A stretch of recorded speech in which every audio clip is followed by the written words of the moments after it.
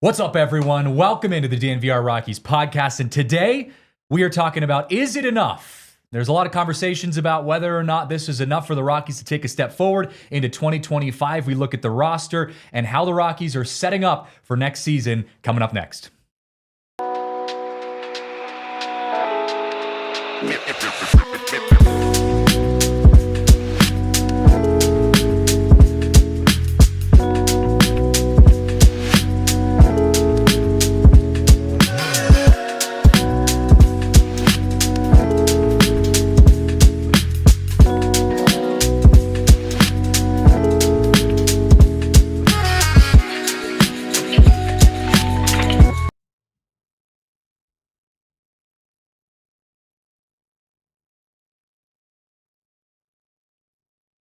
What's up, everyone? Welcome into the show here.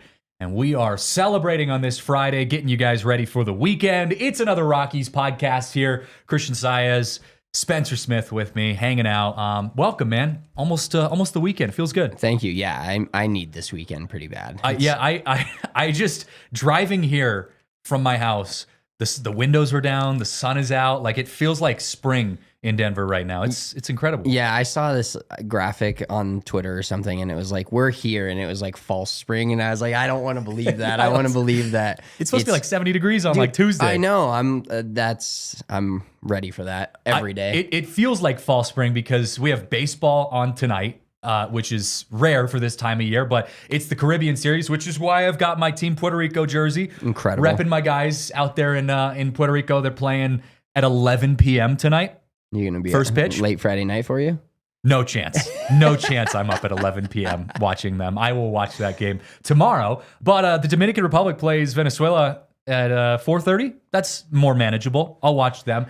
It's cool, actually, because Team Japan actually got, I think this is the first year that they're a part of this Caribbean Series. So it's going to be a lot of like good talent, guys that you haven't seen. And I don't know if you saw the video of Junior, what is it, Caminero? The guy that pimped the home run. That pimped the home run was for like, this? That was the Dominican League, but same vibe. Yeah.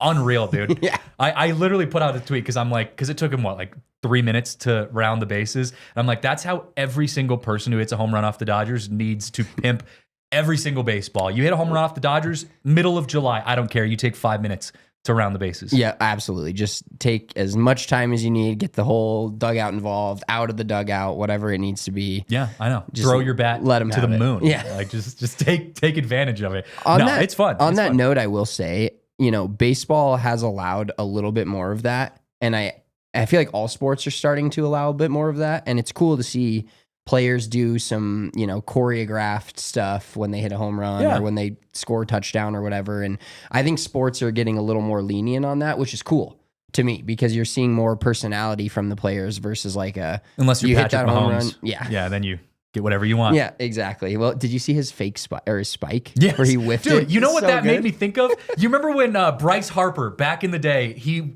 had that like where he charged the mound against, I think it was the Giants that he was playing, and he went to throw his helmet at the pitcher, and he let go of his helmet like back here, and it was just the most awkward. Do you know what I'm talking about? I don't know, because didn't he charge him out against the Rockies? He's charged him out a bunch. That's his thing. But like red. there was a clip, a vivid memory I have of him charging the mound and going to throw his helmet and just completely losing it on like the backswing. Oh, that's and so it was embarrassing. Yeah, it was totally embarrassing. So that's what I thought of. I watched that and I'm like, that Patrick Mahomes and Bryce Harper have a lot in common. That's amazing.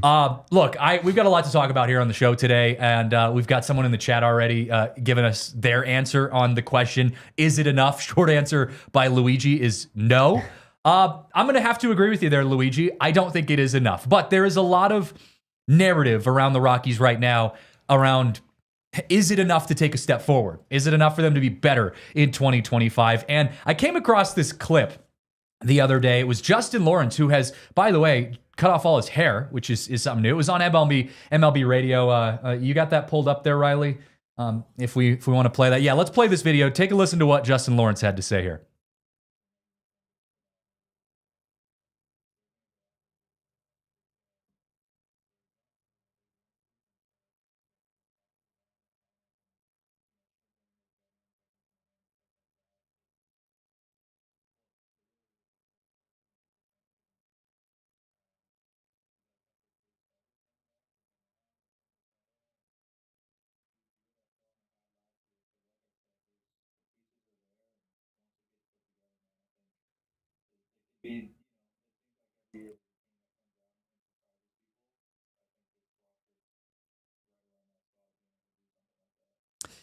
So interesting take there by Lawrence. And I think he's saying the right things. You got to say those things. All the players, coaches, you got to say, you got to have this mindset that like 2025 could be a good year for us.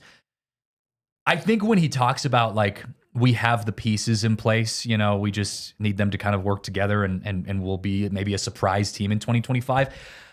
I agree and disagree at the same time. Do the Rockies have pieces that can allow them to be better next year? Yes. I think their bullpen can allow them to be better next year. I think some of their star players, their core players are going to be better in this upcoming year. Brenton Doyle hopefully taking a step forward, Ezekiel Tovar, guys like that, Michael Toglia. But you have to remember, like, this is a Rockies team that was historically bad last year, especially offensively. Like, you know, struck out second most in all Major League Baseball, set a franchise record for most strikeouts. Like, you know, their batting average, their team batting average, their ERA, team ERA, historically bad. It's going to take a lot more than just a couple pieces getting a little bit better next year for them to make a leap that we are hoping that they're going to make next year. Now, does that mean that they're going to lose 100 games again? No, hopefully not. But I just don't see this being enough for them to be able to like make the leap that we all hope that they can.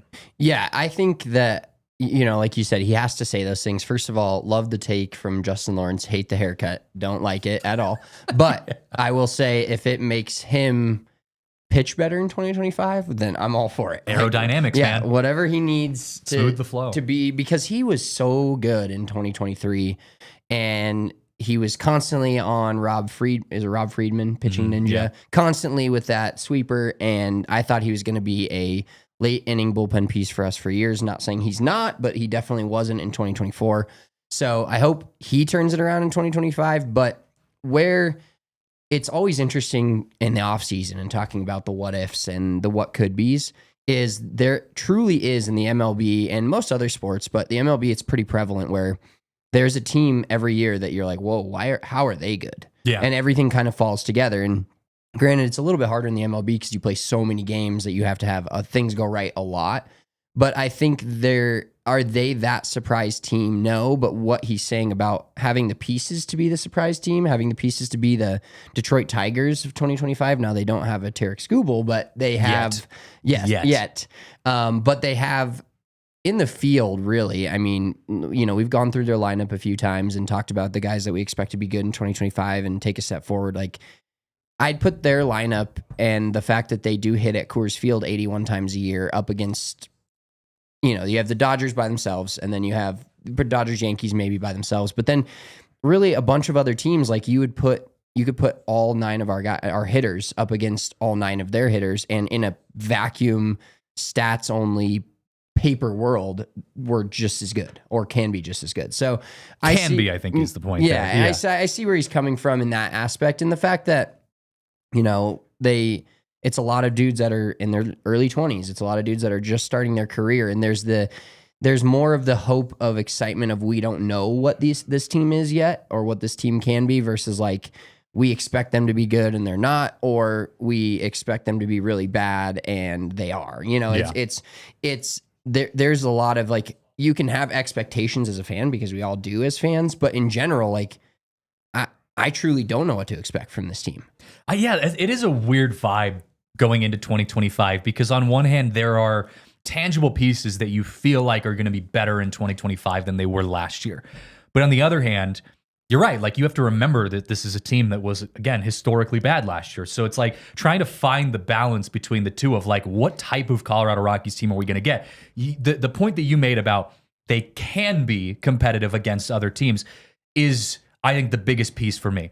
This is a Rockies team that on paper has pieces, has dudes that can be successful. You've got 3 Gold Glove potential, if not already Gold Glove players on your team, maybe 4 if you include Michael Toglia in there. You've got Nolan Jones, who was a Rookie of the Year candidate, you know, mixed in there when he was starting out before he kind of dropped off last year.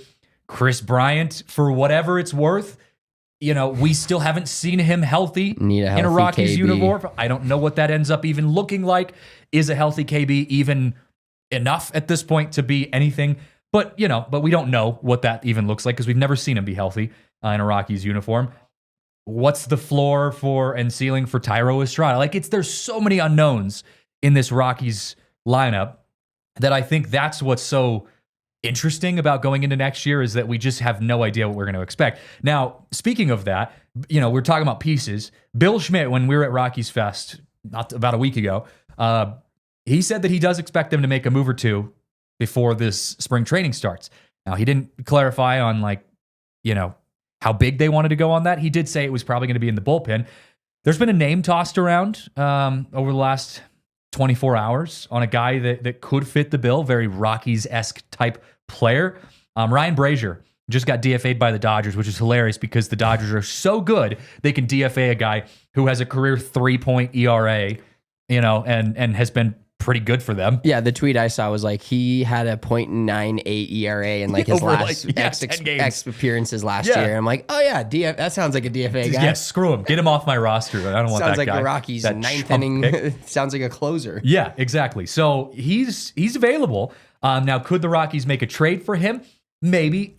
The thing for me is that he's 37 years old. So that either goes one of two ways. You either lean that into this whole idea that like he's the veteran in your bullpen that everyone's talking about. Like we have so many young guys in the bullpen. We need to balance that with some veterans. Or the flip side of that is the dude's washed and he's 37 years old and he's going to suck this next year. Like, I don't know. We have no idea. He did have a 3.1 ERA last year. 87 innings pitched, 81 K, Ks over 24 walks. Like it's good numbers. Yeah. I don't know how that plays out in Coors Field. I don't know if the Dodgers even want to go forward with a trade with Colorado. What does that even look like?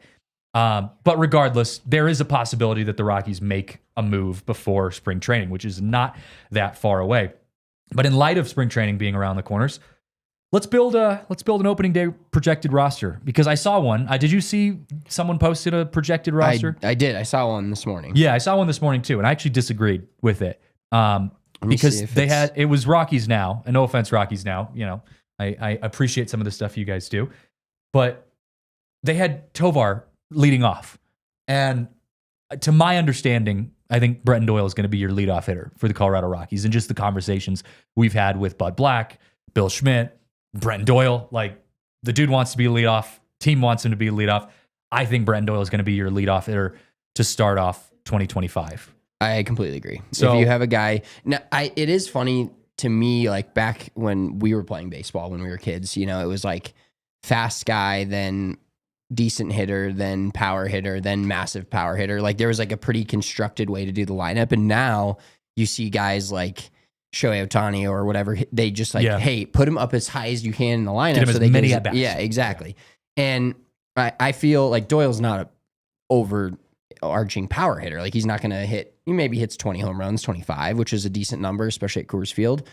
But that speed you have to have on the base paths as quick as possible. I don't think he's a guy that center field, you lead off, you're fast as hell, you're a Gold Glover. Like let him, let him cook. Yeah, let him hit lead off. I think Tovar fits more in the 2 or 5 range. Yeah. Me. Well, just to put this on paper, leadoff center fielder Brenton Doyle, hitting number 2, shortstop Ezekiel Tovar, number 3 Ryan McMahon, because I do think he's had enough good stretches of offense to keep him up high in the lineup to start. Number 4 Michael Toglia, number 5 Nolan Jones, number 6 Thairo Estrada, number 7 Kris Bryant, number 8 Jordan Beck, number 9 Jacob Stallings, although those guys could switch, and then your starting pitcher Kyle Freeland. So with that all in mind, all the guys that I just listed, again, I asked the question that we started the show with. Is that enough for the Rockies? The pieces, I think, the guys, if they're playing their best, and you and I have talked about this before, if the guys are playing at their best, if Nolan Jones is peak, rookie season Nolan Jones, if Michael Toglia is limiting his strikeouts and swing rate and getting on base, Ryan McMahon and all-star Ryan McMahon is back, Ezekiel Tovar, like if all of those things considered, yes, you're a competitive team, but you need a lot of things to go right for that to happen. Yeah, 100%. And I feel, looking at this lineup, I feel really good about it. I feel like there's a chance that with Nolan Jones potentially returning to 2023 form, he and Ryan McMahon could flip pretty quickly, and you could see, I think McMahon hit it 5 in the 5-hole ton. Yeah, I could see that. That's kind of his spot. And once again, like we talked about wild cards, hopefully the Rockies are competing for a wild card, but Thairo Estrada could, if like they have like the first homestand at Coors Field, if he's done what he's done here before, not he's not against his own Rockies pitching, but he could vault up that lineup as well. And as much as I hate the guy, and I'll give him his credit for how good he's been in his career, Kris Bryant. If you have Kris Bryant in your bottom 3 of your lineup, that should project to be a decently good lineup. Like it just get on paper, dude. Like, that's my thing with Kris Bryant. Because Ryan McMahon, and actually, can we real quick before we hit this break, can we play that Ryan McMahon clip? And then after the break, I want to talk about this because I want to go deeper into the Kris Bryant thing. Do you have that clip pulled up there for us, Riley? Oh yeah.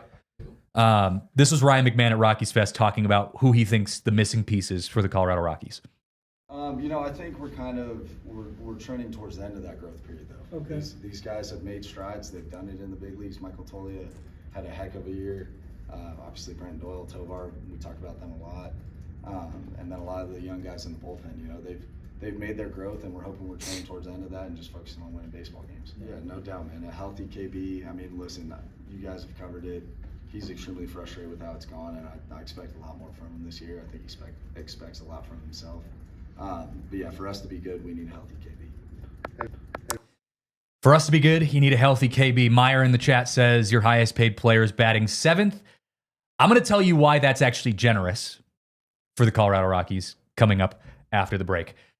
Got to give a shout out to our friends, though, at Coors Light before we go any further, because Coors Light is the official beer of DNVR, of the Colorado Rockies, of course, of Coors Field, of all the good vibes associated here in Colorado. Coors Light goes with all of them. I'm going to be enjoying some Coors Light this weekend, although there's not a lot of crazy sports happening this weekend. You got some Nuggets, you got some Avs, you've got the Caribbean Series, a nice summer beer. Coors Light is a summer beer for me. Nice it's one of my 11 p.m. a nice 11 Caribbean p.m. Coors beer. Coors Light. I love it. It goes well any time of the day. And there's a reason. It's the beer of Colorado, as I like to say, because it is truly incredible. Helps you chill out, relax, enjoy yourself, whatever environment you're in, whether you're here at the DNVR bar watching some sports or at home or hanging out with friends, maybe out camping, once the weather starts to warm up. Whatever it is, embrace that chill mindset. Crack open an ice cold Coors Light. Make the most out of the times you choose to chill. Choose Coors Light. Get Coors Light delivered straight to your door with Instant Cart by going to CoorsLight.com/DNVR. Please celebrate responsibly. Coors Brewing Company in Golden, Colorado. Also got to give some love to our buddies over at Bet365, because Bet365 does not do ordinary. And again, it's a weird sports weekend, but there's still a lot of good sports to bet on. I always talk about college basketball because that's near and dear to my heart. Love betting on college hoops, but the Avs and the Nuggets have been a little weird. You and I have talked about betting on the Avs and the Nuggets and how you have a complicated relationship with, betting on the Avs and the Nuggets. I was heavily on the New York Knicks on Wednesday night. I won. I was thinking to myself, I was like, God, this guy, this dude's over here betting on the Knicks to win this game. There was actually just a tweet to save yourself a little bit of sorrow. There was a tweet the other day that was referring to betting, and it was like, has anybody that hates the Kansas City Chiefs just started betting on them? And I was like, yes, I have. And it's actually been decently, like, it doesn't hurt as bad when they won the AFC Championship game, because I had Chiefs money line on Bet365, and it was it was easy. It was easy. I knew it was coming. And Bet365, that is where you can get all of those incredible bets. You use code DNVR365 when you sign up. Deposit $10. Choose between either a bet and get offer by placing a bet of $5 or more, getting $150 back in bonus bets, or first bet safety net offer by placing a bet of up to $1,000. And if your qualifying bet loses, you receive a match refund in bonus bets. Whatever the sport, whatever the moment, it's never ordinary at Bet365. Must be 21 or older and physically located in Colorado. Please gamble responsibly. If you or someone you know has a gambling problem and wants help, call or text 1-800-GAMBLER. All right. Kris Bryant, your highest paid player on the Colorado Rockies, is batting 7th. I think that's generous, given what we've seen out of Kris Bryant. Now, look, I'd love to say that your highest paid player is performing at the level at which we are paying him, but the reality is he's not. And I said it before the break. If Kris Bryant can be a guy that just gets on base, I don't see him being a guy that is hitting for power anymore. I don't see him being a guy that hits even 20 home runs. If he hits 20 home runs, that's a shock to me next year. But if you can be a guy that can slap the ball around, get on base, bring in a pinch runner, kind of work through it that way, that's valuable enough to me.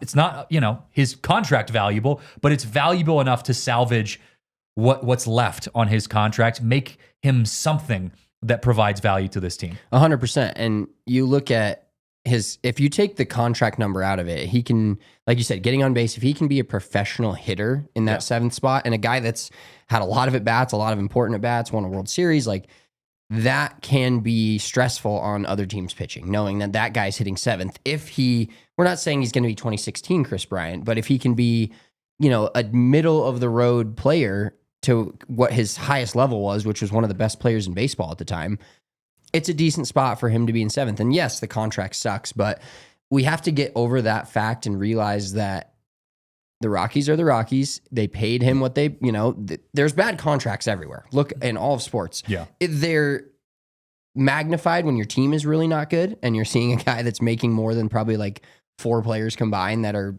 giving you more every single day than he is. But a guy like that making that much money, you have to get over the fact that he is at this point as a fan and realize like they're paying him, they're going to play him as long as he's healthy. Now, I don't wish injury on anyone, but if anyone gets hurt, it's frustrating that it's constantly been him. But at the same time, there's a silver lining to the fact that he has been hurt and there's other guys have gotten to play. And I think we talked about it maybe a couple pods ago, but him starting as the DH, I'm fine with that. Maybe just the at-bats and not playing in the field is going to help him stay healthier and not have as much wear and tear on his body. But I'm okay with Kris Bryant hitting seventh, and I'm okay with him being a professional hitter there, getting some base hits like you talked about, getting on base. But they just have to salvage it a little bit and swallow their own pride and have a short leash with him, in my opinion. And I also think like a lot of this depends on the vibes too. Like I've heard from a lot of players that he's played with teammates, even some of the media who's been around him a lot longer than I have. We'd talked to our buddies over at CHGO. Obviously the vibes with Kris Bryant were much better when he was with the Cubs. But like everyone says he's a great guy, fun guy to be around. Like he's good in the clubhouse, And I think Rockies fans, including myself, I put myself in this, we're a little frustrated when you saw some of the comments coming out at the beginning of his time in Denver where he was saying, I hadn't done my research about how bad the team was. That definitely pissed a lot of people off, understandably so. But I think from the commentary that's progressed since then, he seems like he really wants to get, be involved in this team and be a part of this franchise. And I think he's realizing he's at the end of his career. And so like kind of salvage whatever he can that's left. If he can find a way to like bring some good vibes back to the clubhouse, again, I'm talking even off the field production, being with some of the young guys, being that voice in the locker room, in the clubhouse, in the dugout, like kind of just being a little more laid back. I understand he's probably stressed, nervous, all of those things. I would be too. We're putting a lot of pressure on him, understandably so. But if he can relax a little bit and like be a good guy in the clubhouse, again, we're picking for pennies at this point. I just need Kris Bryant to give us something, just anything next year. And we've talked about this, and this is my philosophy is like, yes, you can have a young team and you can blow it up like the Rockies have and be bad for a couple years and hope that you're rebuilding with younger players. But in order to actually start winning games, you do need some veterans mixed in there. Now, does it suck that he's the highest paid player on the team by a mile? Yeah. Yes. But remove that from the aspect of it. Like the Rockies have had this for years. They've had the Daniel Murphys. They've had what's the other older dude that they signed to play first base?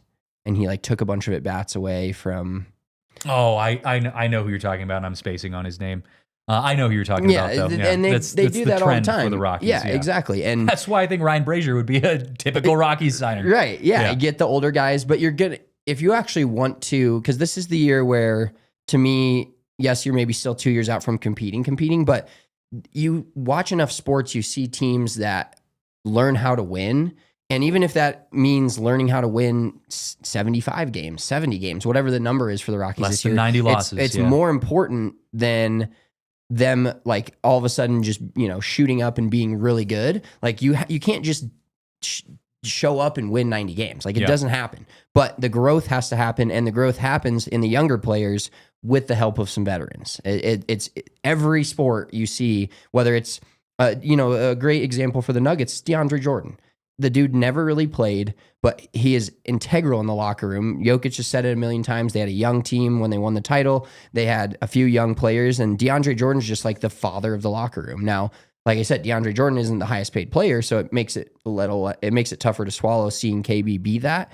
but you have to have those guys that are there. And maybe he's, maybe like you said, maybe he loosens up the locker room. Maybe he plays, I think playing well and playing period for him is going to do him a lot of good in his confidence, and then his confidence can breed into the other players. Yeah, get through a whole year of playing. That's a start. Stephen Cross in the chat says Rockies should 100% cut him if he gets hurt again or underperforms.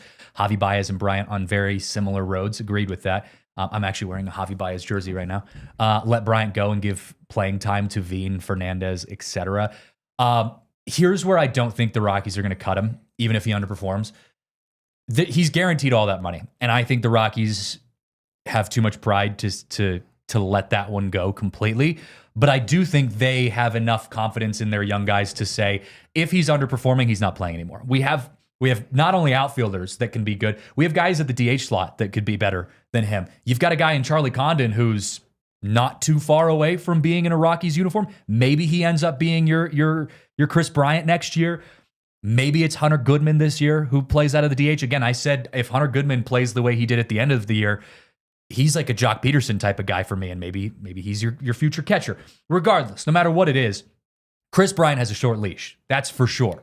I don't think they're going to hold on to him too long, but I don't think they're ever going to cut him. If anything, I think they might kind of pressure him into retiring, like saying, hey man, we're not going to play you ever again. You can either sit around on the bench or you can just retire, and he's going to probably retire. But all that money's guaranteed, so I just don't see the Rockies cutting him. Yeah, and I think, like Steven said, I think we are already in a spot where you're paying him and you have to deal with him on the roster.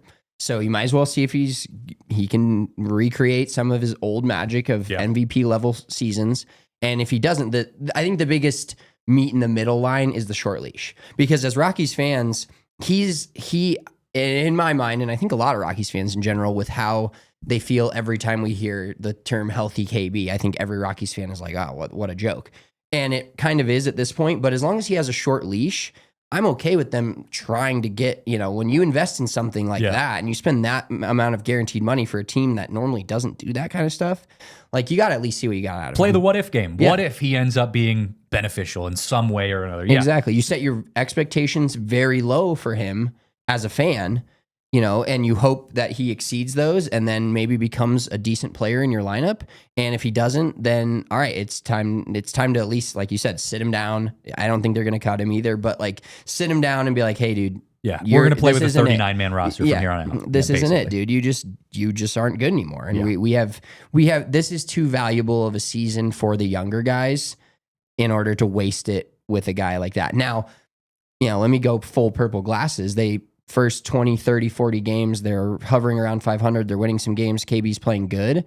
I think his confidence grows and the team's confidence grows. And as a group, they start to feel like they can actually win baseball games. That could be huge for the team. Now, is that going to happen? Of course, we can predict that, or we can say, no, it won't. I can't guarantee it won't. Yeah. I can't guarantee that it won't be competitive, but I think he is a big part of them being decently competitive. Yeah, Ryan McMahon said something else in his video. He said the Rockies are trending towards the end of their growth period. Do you agree with him on that? Because I'll give my take on it here in a second, but I want to know what you think on that. I think they have to be, or else they have to just go in a completely different direction organizationally, which they will or they won't. They probably won't change how they're doing things. Sure. But I think you've seen enough out of Tovar to know that he's an all-star, could be an all-star level player. Same with Brenton Doyle. Same with Nolan Jones. Tolia playing all of last year. I think there's a few players that still have some growth years, but overall as a team, I think it's getting to the point where, and I think, him saying that is kind of speaking to himself too, because he realizes that he's that kind of veteran bridge guy where he's not, he's not Kris Bryant. He hasn't played in the league that long, but he also has way more MLB time. He's probably on the downward slope or towards that peak. Exactly. Yeah. And he could be the guy that if this team stops growing and just becomes good in the next year, this year, later this year or early next year, he could be part of that. But if not, he's probably not a guy you want to employ anymore. Yeah. You want to go younger at third base as well or trade him at the deadline, which they probably should have done last year. But I think for him, he's almost like speaking that into existence because he knows he has to be part of the growth period.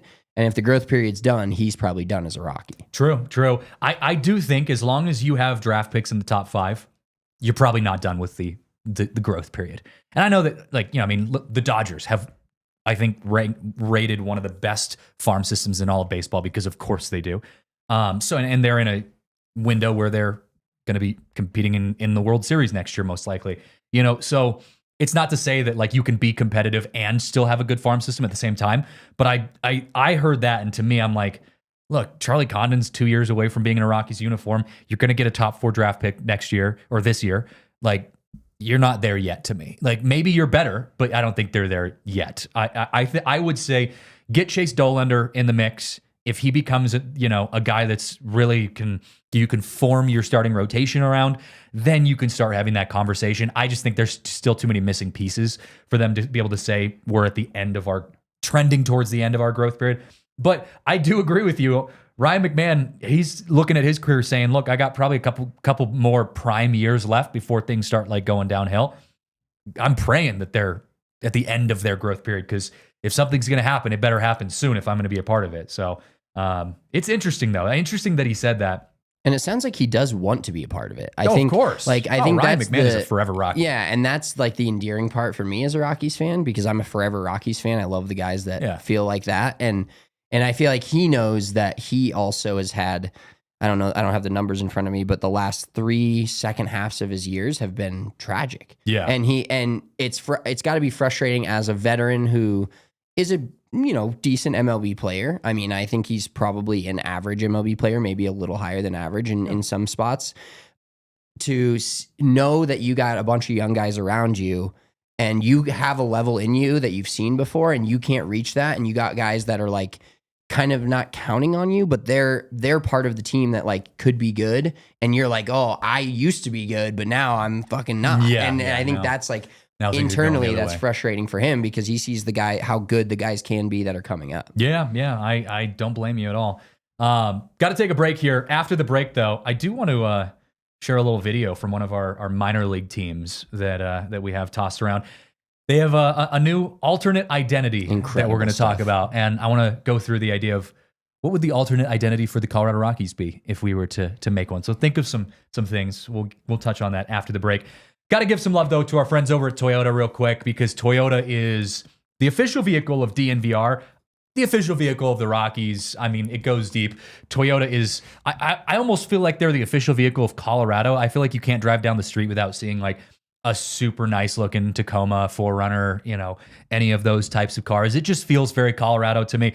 I go camping in the summer, go fishing, backpacking, all that kind of stuff when I'm not watching baseball. And, I'm, again, passing Tacomas that are all just souped up. They've got the little campers on the back, the little tent trailers, 4Runners all jacked up that look like they're ready. You can just sleep right in the back. I mean, they are incredible off-roading cars, cars that you can get out into nature with, but also your everyday cars. You go with the Highlander like me. I've got the Highlander, great gas mileage, good fuel efficiency, lasts forever, 200,000 plus miles on this thing. It's still kicking. It's a great car. My next car is probably somewhere along the lines of like a RAV4. Like, Toyotas are incredible. You and I both have Toyotas. It's DNVR's favorite vehicle for a reason. So many great options. So make sure you check out your nearest Toyota dealership. Visit your Front Range Toyota stores, a location near you. AutoNation Toyota, Arapahoe and Centennial, Corwin Toyota in Boulder, Groove Toyota in Littleton, Mountain States Toyota in Denver, Stevenson's Toyota East in Aurora, and Stevenson's Toyota West in Lakewood. Again, Toyota is the official vehicle of DNVR. Also got to give some love to our friends over at Shady Rays, because if you need some new sunglasses like I do, because I go through sunglasses like every month, it feels like. Shady Rays, they've got you covered. Not only are they affordable sunglasses, they look great, they feel great, and they work great. They really have you covered on every front. Whenever you think of sunglasses, I think of Shady Rays, and I think that for a reason. And there are so many different options when you go to Shady Rays too. So many different choices. You can go polarized, you can go stylish, sporty, sunglasses that make sure they have the perfect fit for your face. They're incredible. We both have Shady Rays. I know DNVR. We live by Shady Rays. So make sure you pick up a pair for yourself and explore, what Shady Rays has to offer. And also, we've got some pretty cool deals exclusively for our listeners. Shady Rays is giving out their best deal of the season. Head to shadyrays.com. Use code DNVR for 35% off polarized sunglasses. Try for yourself the shades rated 5 stars by over 300,000 people. All right, Riley, you got that clip for us? The Hartford Yard Goats, our minor league team for the Rockies, released their alternate identity. Take a look.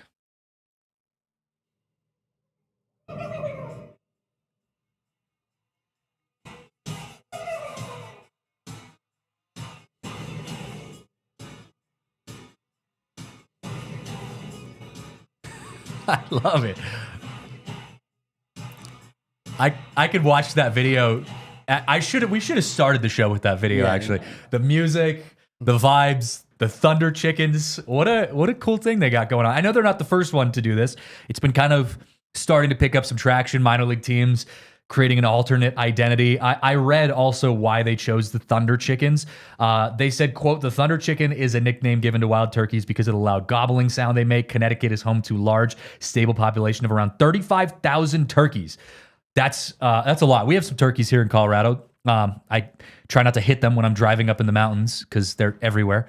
But that's a pretty good name. Yeah, Thunder Chicken is incredible. This makes me wonder why more teams, and there's got to be rules against it, but like why more teams don't create just alternate identity? Like that's incredible. Why don't the Rockies create why don't we do that in Major League Baseball? We talk about trying to spice up the game, how do we make the game more fun?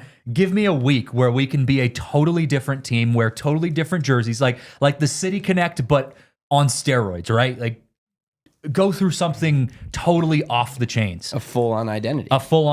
I mean, I wrote out a list of some alternate identities that I could think of for the Rockies. You ready for this? I went kind of deep on this. Yeah, I was looking at this morning when you sent it to me, and I was enjoying. Yeah, Dino Dogs, just because Dinger, dude, right? Can we? I know you hate that. But no, can we talk about Dinger for a quick second? Sure, why not? He does not suck. Why does everybody think? Oh, he okay. Sucks? Who's telling me? I'm thinking of pretty someone sure else. every You're Rockies not the one fan who in the world hates Dinger. I do not hate Dinger. Maybe it was one of our sales guys, Austin. I think it was because Austin used to work for the Rockies, and I think he's the one who's told me that he hates Dinger.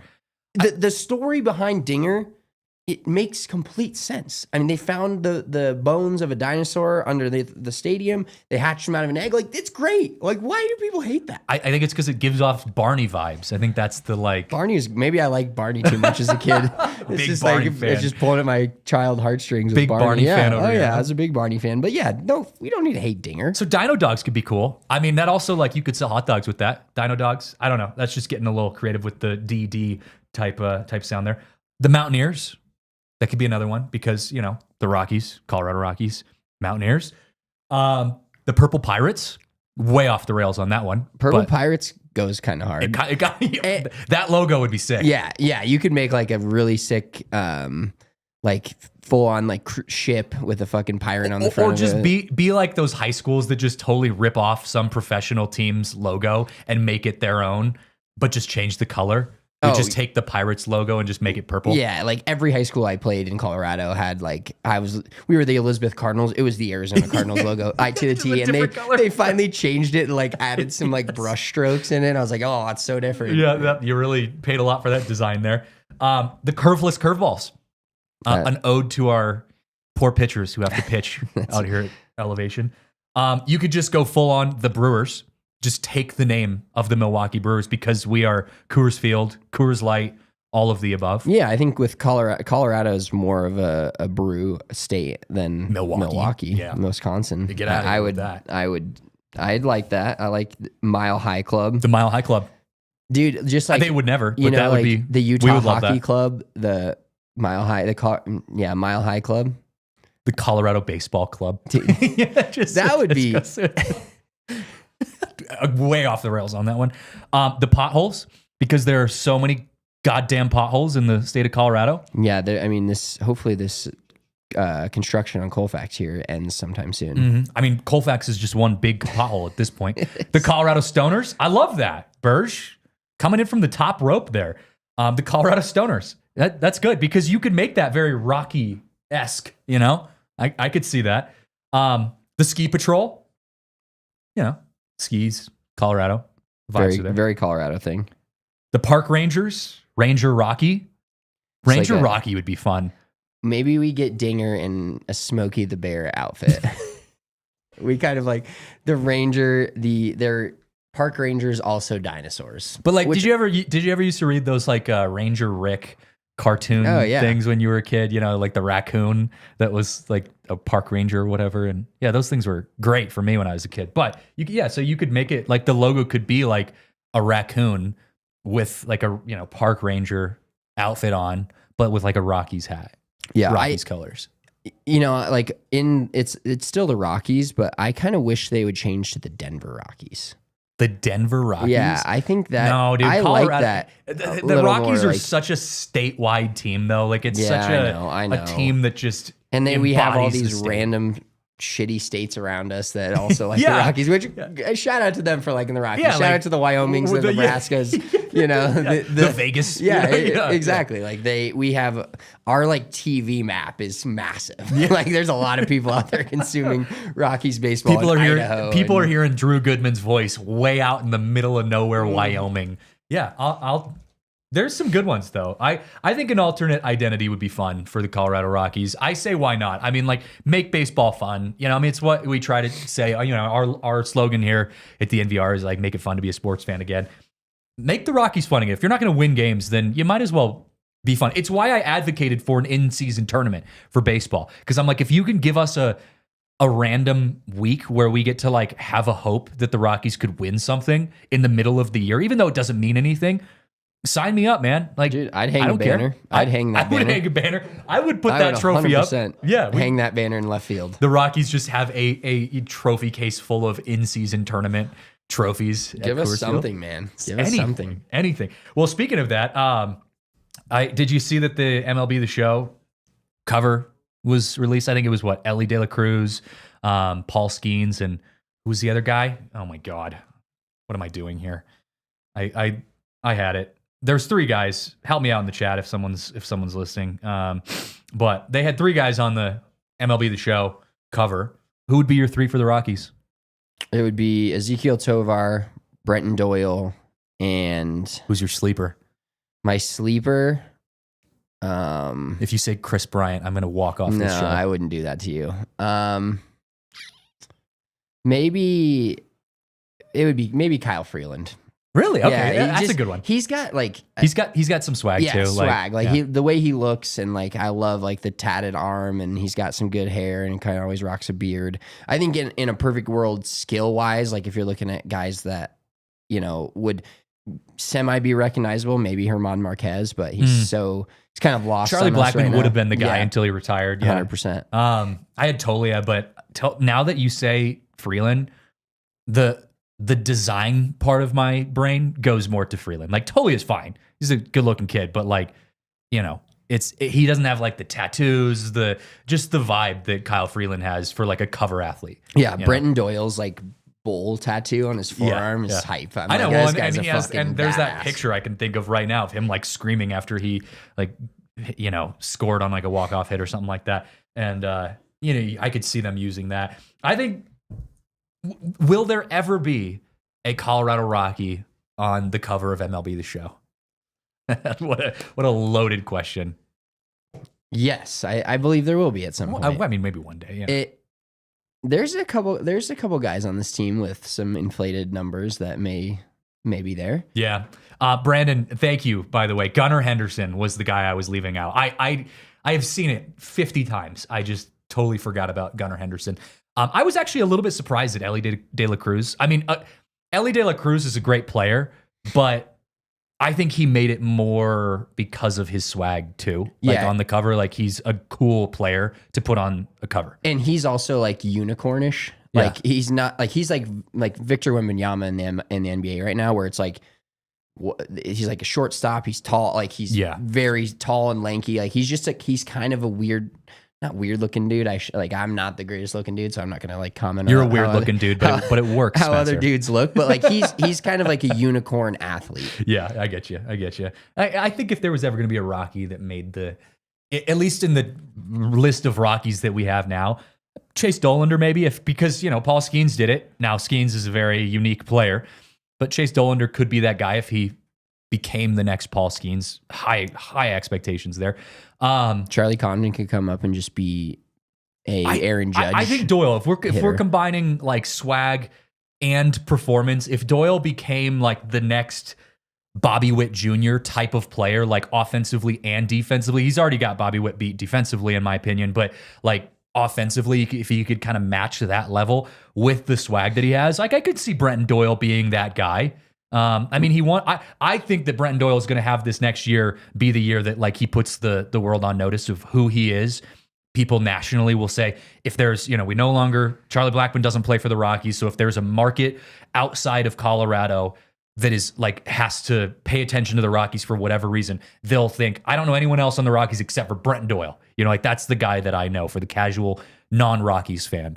I could see him being a cover athlete one day. Yeah, I think so too. I think Tovar has the skill, but Tovar doesn't have the swag or the like. He's like a more to himself kind of guy. Yeah, he's like chill. if you got Ezekiel Tovar to act like Bryce Harper, people would start noticing who he is a little bit more. Although but he played so Family quiet. Feud at Rockies Fest, which I think was him getting outside of his comfort zone. How was I don't want to get too off track on you, but how was Rockies Fest? Because I wanted to go, and then I had some stuff come up Saturday, and it was also freezing ass cold, and I was like, I don't know what this is. It was fun. It's good to see a lot of guys that I didn't really expect to, like Chase Dollander. I mean, a lot of the young players. It was fun. A lot of the Rockies, and we got to hit a break here in a second, but a lot of the Rockies, like the stars, like Brenton Doyle, Tovar, felt like they took a step up confidence-wise. Like Brenton Doyle came in as like, initially being like the quiet guy, kind of just serious, take care of business type of dude, showed up, just big smile on his face, just happy to see everyone, giving out high fives. Like it was cool to see some of those guys like really growing into themselves, into their confidence. Yeah, getting comfortable in the MLB, knowing that they belong. They know they belong now. Totally. Got to hit this last break before Riley starts yelling at me. So pause for a second, and then we'll come back with more Rockies talk after this. Boom. Easy enough. All right, back here on the DNVR Rockies podcast. And I wanted to transition into our Fun Fact Friday because it's Friday, as all of our shows are, at least for the Rockies right now that we're in the off season.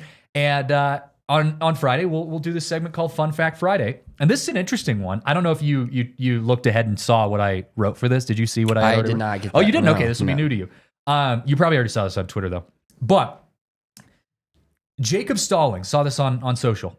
Jacob Stallings is one of just 6 players with a positive WAR as both a pitcher and a hitter in the past 2 seasons.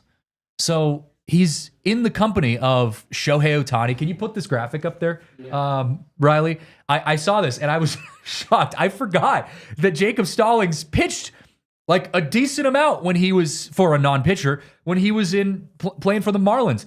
The dude pitched 9 innings, had a .1 WAR, 4.5 ERA, 12 hits, 4 runs, 1 home run, and 1 strikeout. Put him in the mix with Shohei Ohtani. Right there. He's right there. Synonymous. When I think of Shohei Ohtani, I think of Jacob Stallings. I see our catcher and I'm like, Shohei Ohtani. So funny. I saw that and I'm like, what a graphic. Shout out to Brooksgate for putting that together. And yeah, I'm excited to see Jacob come back. I get that, like, we all have this expectation that he's not going to be your permanent catcher, right? But he was fun last year. He had some good he stepped up offensively last year. I think he's also feels like this is going to be almost insulting to him, but like the dad of the catchers, right? Like he's kind of like helping the young guys grow into their shoes. And I really don't know who's going to end up being the catcher long-term for the Rockies. Is it going to be Drew Romo? Is it going to be Hunter Goodman? Is it going to be someone else we don't know? I'm excited to see Jacob Stallings kind of manage those young catchers this year. Yeah, and I think it goes back to what we talked about earlier with having an adult in the room, if you will. Yeah, that's a better way of saying what I was trying to say. And the nice thing, like, I miss Elias Diaz for sure, but they don't have 2 of those guys this year. They don't have a guy where it's like, okay, it's about, if you're a Rockies fan, it's about finding the excitement in the players. And we've said that multiple times on the pod. Like, maybe the team isn't that good, but there's players to be excited about if you're paying attention. Yeah. And so we're going to get some Drew Romo starts. We may get some Hunter Goodman starts, but Stallings, that's such a crucial position, especially when you have pitchers that are trying to grow. Like, that is such a dependable position based on how good your catching is. And Scott or what's his name? Not Scott Stallings. I have a Scott Jacob? Stallings. Jacob Stallings. Yeah. I don't know why Scott Stallings. That's like It rolls an off the tongue. Yeah. But yeah, Jacob Stallings being there to what's your guess on how many games he plays? Like, is it 100? I think he plays 3 out of 4 games on a series. Okay. Which I don't mind. Like I said, I don't mind that because he's the adult in the room. He's been a Rocky for a few years, was decent. Actually, there's probably a 10, 20 game span last year. I was like, whoa, this dude can actually hit. Yeah. And then he came. And he kind of like doesn't look like it. He's Dude, very he's a like goober, bro. He's a goober. He's a goober. Like that. Even that graphic, he's like fucking cross-eyed and fucking. Right. Like, he's a goober. but we love him. Like, he's good on him for stepping up at the end of his career and putting a couple of good seasons together. I got to ask the question though. If there is a current non-pitcher on the Colorado Rockies today that got thrown out there on the mound, who would you want it to be? Like if there's a guy that had to step in and pitch at some point that is not a pitcher on the Rockies, who would it be? Who do you think would be the best? I think I might give that nod to Brendan Doyle as well. I just love the guy. Really? I feel like with how fast he throws it from the outfield, True. he's got to translate so to different, something though. in fucking. It's so different. So I was an outfielder and a pitcher all the way through college, and I remember through high school and then became pretty much just a pitcher in college. But I remember when I was late in high school doing a like speed drill where we were actually testing to see how fast I threw off the mound as a pitcher versus if I was, crow hopping into it and throwing as if I was throwing from center field. Yeah. I actually threw harder as a pitcher than I did crow hopping and throwing like literally like a Happy Gilmore running start, crow hopping, throwing on the run. I threw harder as a pitcher than I did from the outfield, which was shocking to me. And we did it multiple times too. It wasn't just like one throw and that was it. Like the sample size was like 10 throws as a pitcher, 10 throws as a hitter. And I was significantly faster by probably almost 2 or 3 miles an hour as a pitcher than I was throwing from the outfield. And I remember my pitching coach like explained it to me from this technical perspective of like, as a pitcher, you're utilizing different parts of your body. You're using more torque than you are physical body momentum. Like, I can go deep into all of that kind of stuff. But I just remember thinking to myself, like, that's crazy. Like, you should go into a windup when you're trying to throw someone out from center field. Yeah. Don't actually do that. But like that idea to me didn't make sense. Field the ball and start in the stretch. Yeah, start in the stretch. Field the ball as a center fielder. You step up and you're just towing the rubber in the middle of center field. And then you just zip one home and throw the 99 guy out. miles an hour from center out of the windup. Oh, that's awesome. Yeah, that was weird.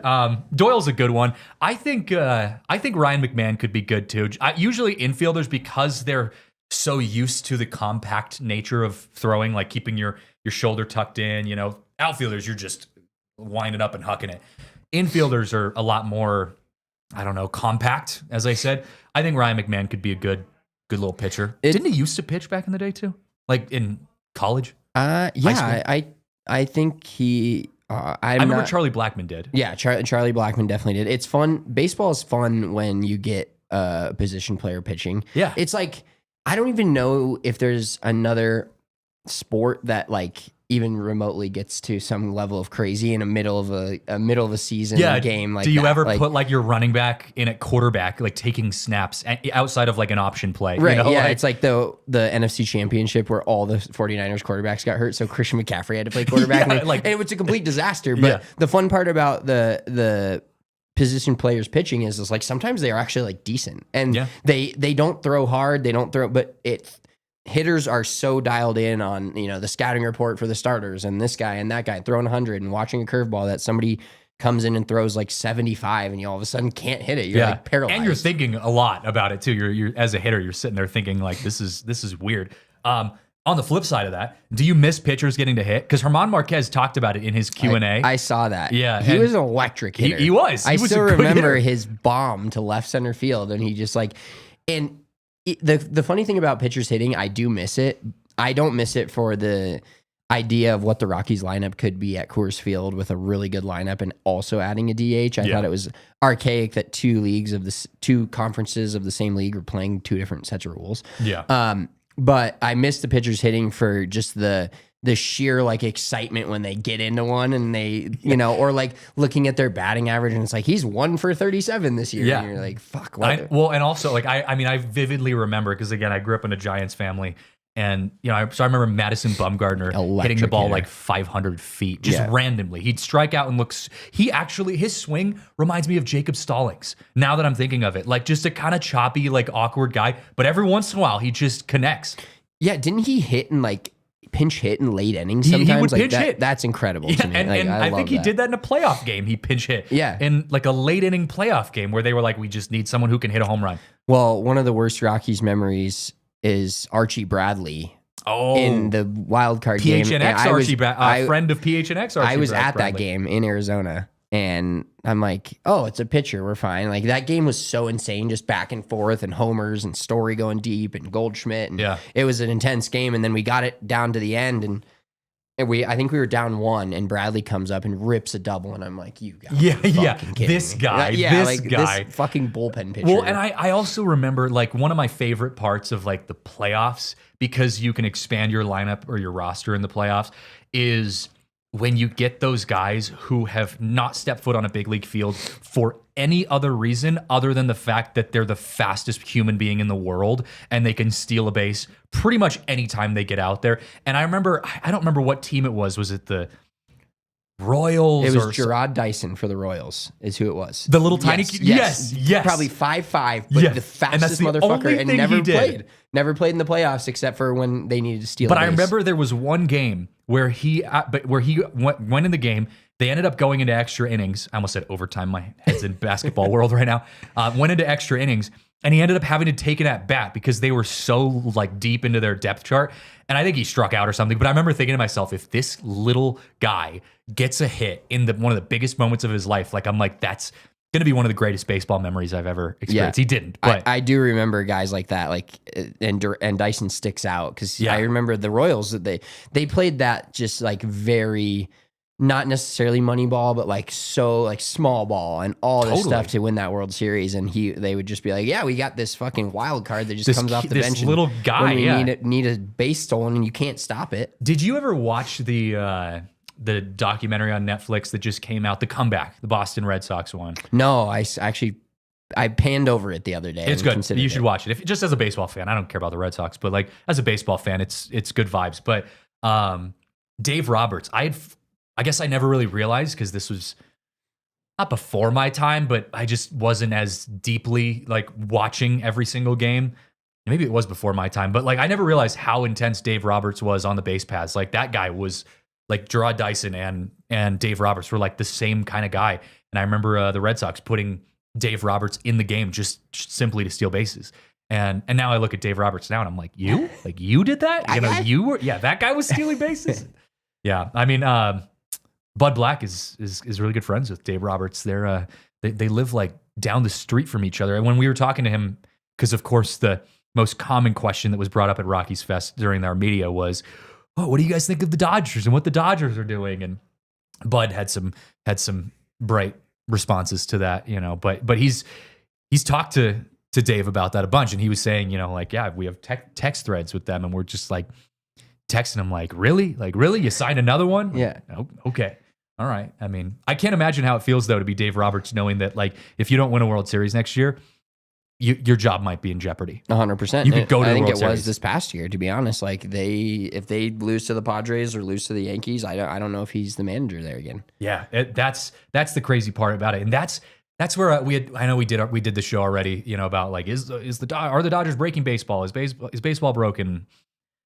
And it really does come down to this idea of like, what do the Dodgers do this year? Do they get eliminated in the playoffs? Do they make it to the World Series and not win the World Series? Do they win the World Series by a landslide and then everyone's sitting here this time next year saying, how do we make baseball fair again? Like that's the narrative of how baseball progresses, of the future of baseball. I truly believe rides solely on how the Dodgers play next year, because I think depending on the outcomes, that's going to be what we talk about going into next offseason. 100%. And if you have a team that comes up and beats them in the wild card, or they'll probably be the ones, so like beats them in the divisional round, you're like, oh yeah, this is what we sign whoever you want hope for. Yeah. Like you're down again. Yeah, it's going to be I actually think it's going to be one of the most excited things I'm going to be looking for next year is just watching the Dodgers. Every single team hating and watching the Dodgers and just being pissed off, the whole season about it. I'm excited for that. I'm excited to be pissed off about baseball again. Yeah. Are you excited to be pissed off about baseball? I'm excited. Yes. We've come to love the pain of being Rockies fans, and we got another year coming up here soon. Yeah, it's turned into, I used to get so mad every time they lost, and then that just was so bad for my health that I've lowered my expectations a considerable amount. But now, like a random Wednesday night game that they win, I'm like, oh, fuck yeah. My mood is an 8-1 like comeback. 10 You're times like, better. I am just so stoked. Yeah. It's the little victories here. Well, look, guys, we got to wrap up the show. Appreciate you guys hanging out with us in the Toyota chat. This was a fun one. As always, you can catch us every Friday in the off season at 12:15, but we are going to be ramping things up as we get ready for the regular season. So shout out to Riley, pressing the buttons. I'm Christian Saez, Big Drive Spence sitting next to me. Thank you guys for hanging out. Have a good weekend. We'll see you next time. We all silly like the mayor.